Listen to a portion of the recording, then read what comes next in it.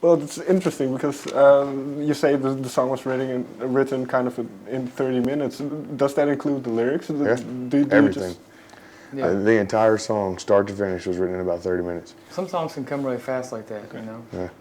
It just, you know. Oh, there's songs that have come faster than that. Yeah. Okay. And then how does it work? Do you have then, the music then, and then you just add lyrics, or does that? 9 times out of 10 with us, it's music then lyrics. And I don't know why, but that's just the way we've always been.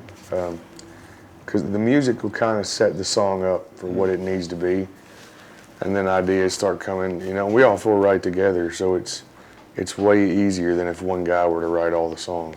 But like Long Ride is another song that was like 15 minutes, and the song was written. You know, the only thing we changed on it after we had written it was a structuring thing where we took one part out of the middle and moved it to the end of the song.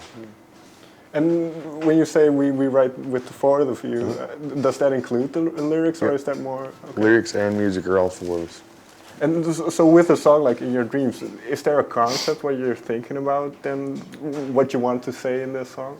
Man, that song was written like, I think we had all watched Inception. Yeah. the movie Inception. Right. And it's just kind of that surreal kind of vibe, you know? Yeah.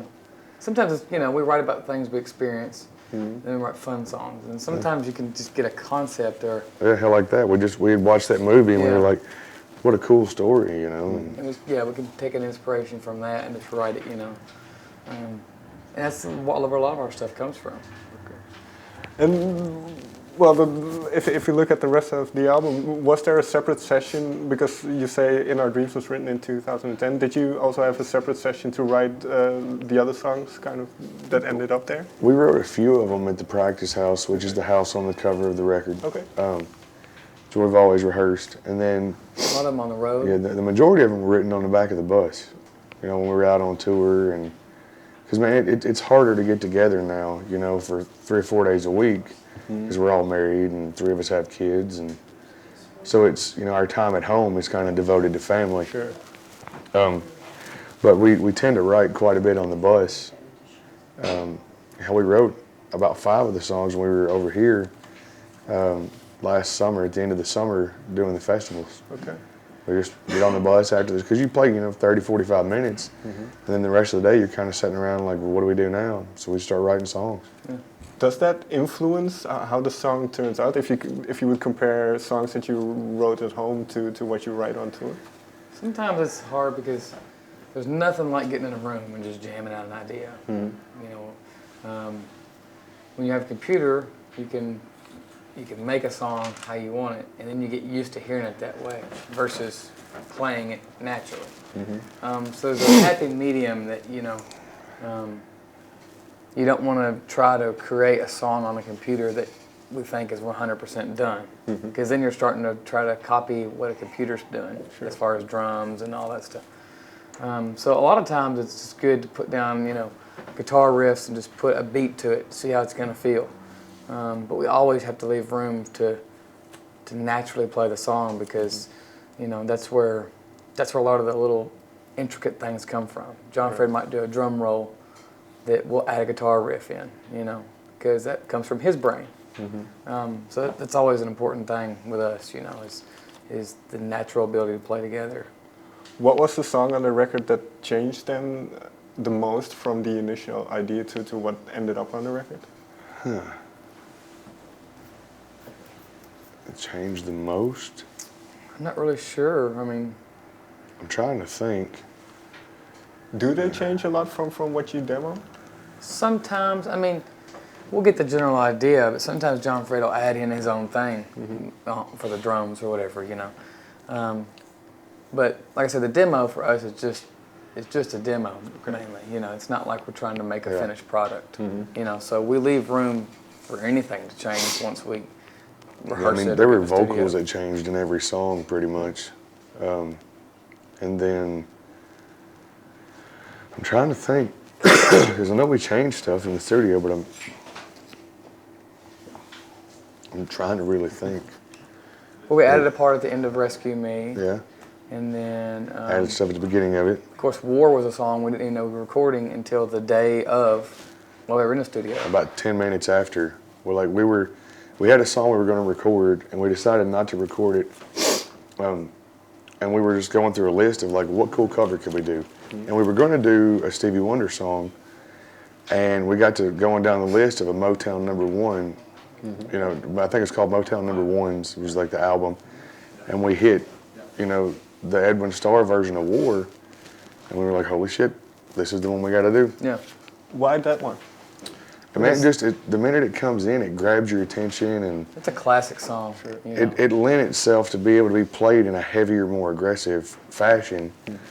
And it's fitting for the times right now, man, you know, with everybody in the world ready to fight, and, you know, that song just kind of leapt out, you know, like it kind of jumped up and said, I'm the one, and 10 minutes later we were recording it. Yeah.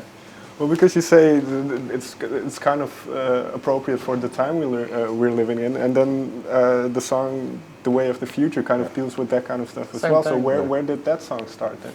We wrote that We started it At home, at Rocklahoma. Yeah, at a festival in America. And we finished it at a festival in Germany Yeah. Okay. on the bus. We Yeah, just it's- laid down the original guitar. Ben had the guitar riff, and we kind of jammed together for a few minutes and came up with the verse and the chorus and music. And we just kind of forgot about it. We started writing all these other songs, and then the next thing you know, we're sitting in Germany, and I think I asked you about the riff. We got out a guitar and a bass, and we were like, all right, let's do this. And Finished it right there. literally within 30 minutes, the song was finished. Lyrics, all the music, everything. And the lyrics, was it important for you to discuss these kind of things? I think so, man. I mean, like, dude, I'll say this. I am a Southern American who owns guns. I hunt. You know, I have a lot of guns.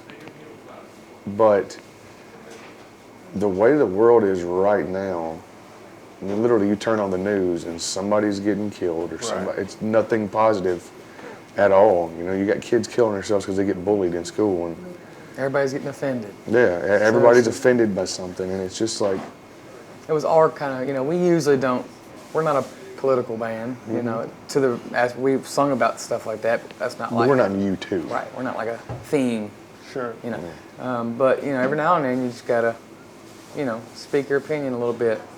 So that's where that song came from, you know. And that's one interesting point that you mentioned, the feeling offended. It seems these days that you can't say anything without people kind of taking offense. And so as a band or as public figures in a way, does that affect you? No, because it's rock and roll and it's not supposed to be politically correct. And, you know, man, political correctness is like the biggest bunch of shit to me. You know, if somebody has an opinion, they should have the right to voice their opinion, you know. And, I mean, freedom of speech is one of the biggest things for us, you know, back home. And Sure. it's getting to the point now where you can't speak your mind without somebody taking you to court or something. And it's ridiculous, man. Like, that song for us is kind of like a call to action of, you know, we got to fix what's going on, or it's just going to keep continually getting worse. And well, obviously it's an election year this year. Are you concerned with that as well, or? Yeah, because I don't think any of the candidates are that great. In all fairness, I mean, you know, like I said, we're not super political, man, but we have our opinions, and Right. I hope whoever gets in, you know, the White House. I'm still undecided on, you know. Well, I'm not asking which way you're leaning, No. But it's like you don't really have a great choice right now. Sure. You know?